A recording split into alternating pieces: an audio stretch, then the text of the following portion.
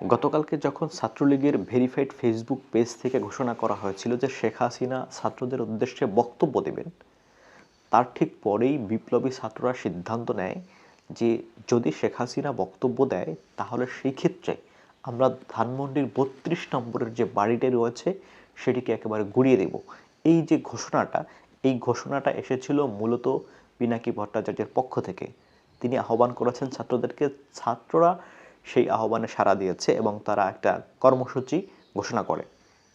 তারা শাহবাগ থেকে বুলডোজার নিয়ে ধানমন্ডি ৩২-এর উদ্দেশ্যে যাবে, এরকম একটা কর্মসূচি তারা ঘোষণা করে। এই প্রোগ্রাম শুরু হওয়ার কথা ছিল ৮টায়, কিন্তু তার আগেই সন্ধ্যা থেকেই ছাত্র জনতা সেখানে জড়ো হয় এবং ধানমন্ডি ৩২ নম্বরে ঢুকে পড়ে প্রায় ৭টার আগেই। সেখানে ঢুকে কিছু অংশ ছাত্ররা তারা সেখানে তাদের প্রত্যেকের হাতে যার কাছে যা কিছু ছিল সেগুলো দিয়েই তারা শুরু করে ভাঙার কাজ। এরপরে সেখানে বেশ কিছুক্ষণ এই ছাত্রদের এই কর্মযজ্ঞ চলে। এরপরে সেখানে সেনাবাহিনী প্রবেশ করে এবং সেনাবাহিনী জায়গার নিরাপত্তা দেওয়ার চেষ্টা করে সেই জায়গার। কিন্তু ছাত্ররা পরবর্তীতে এসে সেনাবাহিনীদেরকে ঘিরে রাখে এবং তারা বিভিন্ন ধরনের স্লোগান দিতে থাকে। শেষ পর্যন্ত প্রতিরোধের মুখে সেনাবাহিনী সেখান থেকে সরে গেছে। সেনাবাহিনী সেখানে কোনো অ্যাকশন নেয়নি কিংবা তারা অ্যাকশন নেওয়ার জন্যও যায়নি। তারা মূলত জাস্ট নিরাপত্তা দেওয়ার জন্য গিয়েছিল। কিন্তু যখন দেখেছে যে না, ছাত্রদের সাথে আর একটা পরিবেশ খারাপ হতে পারে, সেই কারণে তারা সেখান থেকে আবার ব্যাক করে। এরপরে অনেকক্ষণ পরে আপনার প্রায় রাত 10টা, সাড়ে 10টার দিকে সেখানে বুলডোজার আসে। এরপরে এই বুলডোজার এসে তার মানে ভাঙনের যে শেষ কাজ সেটা শুরু করে।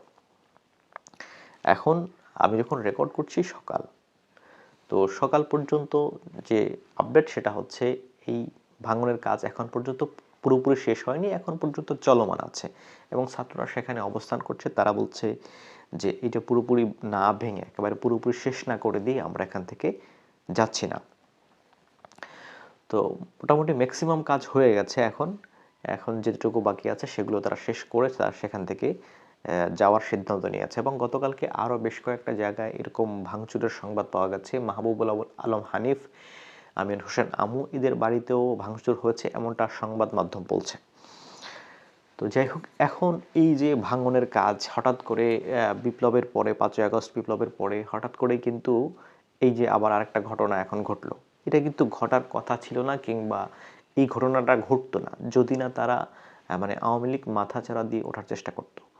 তারা এই যে মাথাচাড়া দিয়ে ওঠার চেষ্টা করছে, তারা নানা মহল থেকে নানাভাবে চেষ্টা করছে। ভারতে বসে বসে তারা নানা ধরনের ফোন কল করছে, সেই ফোন কল ফাঁস হচ্ছে এবং সেটা দেশের যে আইন শৃঙ্খলা বা দেশের যে স্থিতিশীলতা বা যে পরিবেশ খারাপ করছে, তার সেই উত্তেজনা তৈরি করছে এক ধরনের। এবং এই যে লিফলেট বিতরণ করছে, আবার প্রোগ্রাম দিচ্ছে, হরতাল ইত্যাদি ইত্যাদির প্রোগ্রাম তারা ঘোষণা করছে। এই যে তাদের একটু মানে শক্তি নিয়ে ফিরে আসা একটা মানে মুড তারা তৈরি করেছে। এই কারণেই মূলত ছাত্ররা একটু ক্ষেপে গিয়েছে যে তারা এইবার একেবারে মানে বাকি যতটুকু ছিল যে সময় যে ৫ই আগস্ট যে কাজগুলো তারা করতে পারেনি সেইগুলো তারা এবার সম্পন্ন করবে। এই সিদ্ধান্ত নিয়ে তারা শেষ পর্যন্ত আবারও আরেকবার মানে তাদের যে বিপ্লবী যে রূপ সেই রূপ তারা আবারও আরেকবার প্রদর্শন করেছে। প্রিয় দর্শক, এখনকার আলোচনা এখানেই শেষ করছি। পরবর্তী ভিডিও দেখার আমন্ত্রণ জানিয়ে বিদায় নিচ্ছি। আসসালামু আলাইকুম।